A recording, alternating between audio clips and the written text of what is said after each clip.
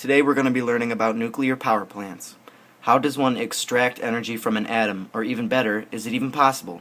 The answer to that question is explained in Einstein's famous equation E equals mc squared. If E is energy and m is mass and c is the speed of light, Einstein's equation says that you can turn a tiny amount of mass into a huge amount of energy. How come?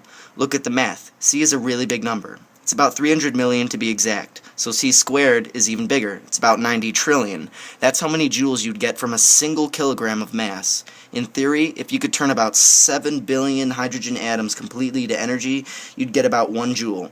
Now that doesn't sound like a lot, but remember the fact that there are billions and billions of atoms in every single speck of matter, so it should technically be possible to make lots of energy from not very much at all. That's the basic idea of nuclear power.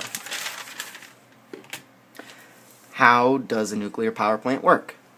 First, uranium fuel is loaded into the reactor, which is a giant concrete dome that's reinforced in case it explodes. In the heart of the reactor, unstable atoms split apart and release heat energy.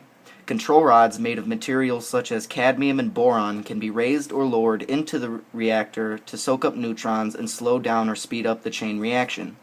Water is pumped through the reactor to collect the heat energy that the chain reaction produces. It constantly flows around a closed loop hole, linking the reactor with a heat exchanger. Inside the heat exchanger, the water from the reactor gives up its energy to cooler water flowing in another closed loop, turning it to steam. The steam from the heat exchanger is piped to a turbine. As the steam blows past the turbine's vanes, they spin around at high speed. The turbine is connected to an electric generator which produces electricity that goes to your houses, shops, offices, and businesses.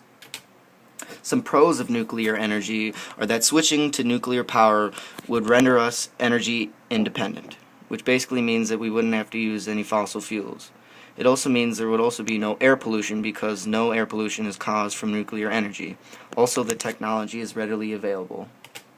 Some cons of nuclear energy are that it's a relatively high cost to build a single plant. Uranium is a scarce resource. If we switch our main power source to nuclear energy, it leaves the U.S. open to attack. Radioactive waste is produced. It takes a very long time to build a single plant, and if any slight problems occur, millions of people could potentially die. Well, that sounds good. I think that's the end. Oh, it is.